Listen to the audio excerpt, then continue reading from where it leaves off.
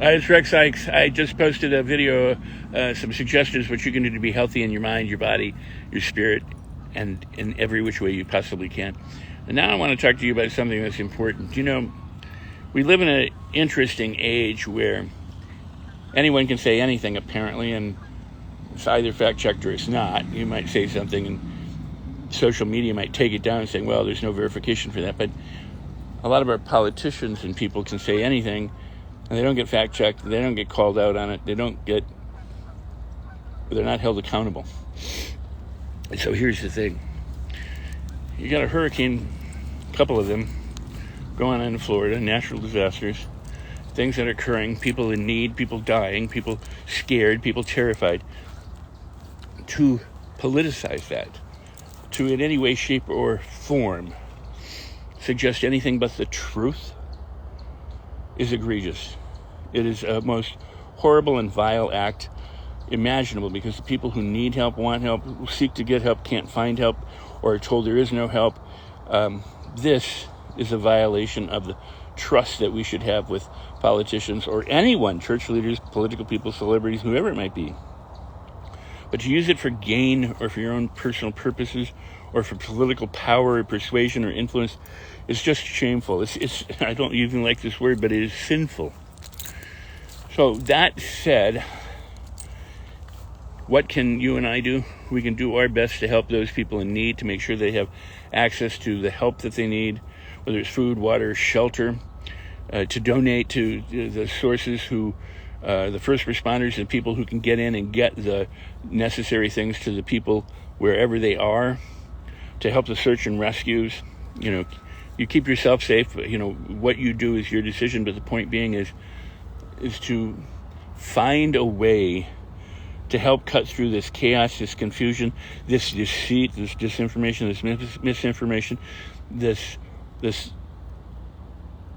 truly vile and horrible things to do. The very fact that people aren't in the political arena rushing to help when they could be helping.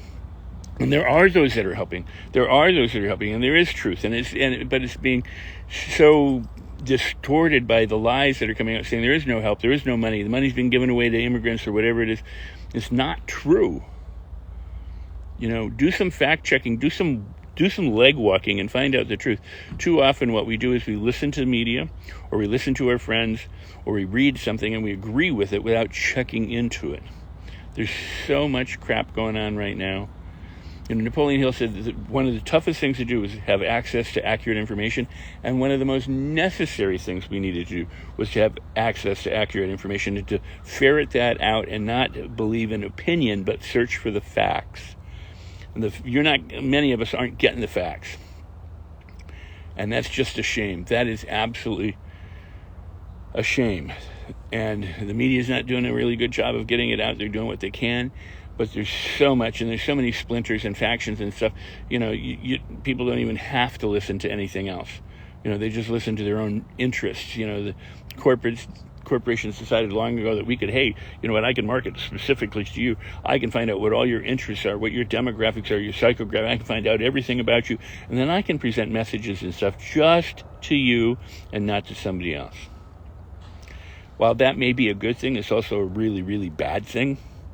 Because we're a community, we're a group of people, we're one species on the planet. We have different shapes and sizes and colors and nationalities and all that kind of stuff, but we are one species. It's time we act like it. It's time we be a community that helps each other, uplifts each other, celebrates each other, all of our variations and all of our differences. Instead of finding the things that divide us and separate us and cause us hurt and pain and suffering and hate, let's find the things that unite us and make us love each other and help each other, edify each other, uplift each other, and help us transform as a people to make good things happen for more and more people, so that all of us together enjoy much more of this life. As I always say, this is the day the Lord has made. Rejoice and be glad in it. Don't celebrate just some of it. Celebrate all of it. That means the hardship, the problems, the difficulties, the obstacles, the challenges, the people who are nasty, the people who are good, the people who are... It doesn't mean to separate and to hate them and to hurt them and to harm them and to hold them back or to disavow them or to, you know, segregate them or any of that stuff. It's celebrate all of it. The story, for example, of the Good Samaritan should come to mind. Help those people who are not like us. Why? Because they're still people. They may not have our common interests, they may not have our common color, they may not have our common gender, they may not have our common nationality, but they are people. Hate is taught. How about we start teaching love? But better than teaching love and talking about love and all this, like me pontificating here, how about we demonstrate it? How about we act on it? How about we be more loving, more open, more honest, more transparent, more caring, more edifying, more uplifting, more compassionate, understanding, accepting, and allowing for differences. And let's make our world the place it's meant to be. If you believe the Bible, and I don't care whether you do or not, and I don't mean that in a negative way, I'm just saying whatever you choose to believe is up to you. There's the Garden of Eden story. We were allegedly created to live in a garden of paradise, to enjoy it, and have everything and no worries. And you can argue about our sins and this and that and the other thing, but if that's what was the intention, let's just create that. If it ain't going to happen for us, let's make it happen because we can do it. Does that make sense? I sure hope it does. Yep, what the world needs now is love, sweet love. Hi, Robert, how you doing? Okay, so that's my soapbox moment for today. But really, think about it. If this speaks to your heart, if this speaks to you in any way, shape, or form, if you agree that love's important, say, I agree, love is important. Say, I want to help. I want to change the world. I want to, include people and not exclude people. You can make any kind of comment, engage in any way, or share this near and far to whomever you want to, because together we can make a difference. One person may not, thank you, Robert, I'm grateful for you too.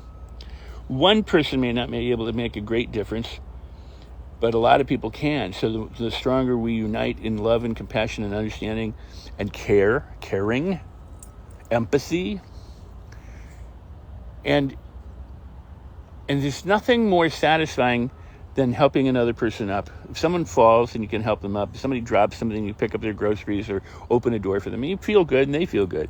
Help other people. For God's sakes, let's help other people, and then we help ourselves.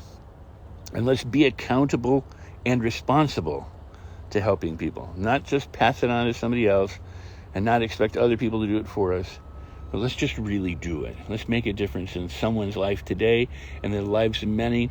You can light a candle, a million candles off of just one candle. So your actions, what you do is important. You're that one candle. But let's light millions of candles, okay? All right, with that, I'm Rex Sykes. Come visit me at rexsykes.com. And you'll see me here on Facebook and other places much of the time. Bye for now.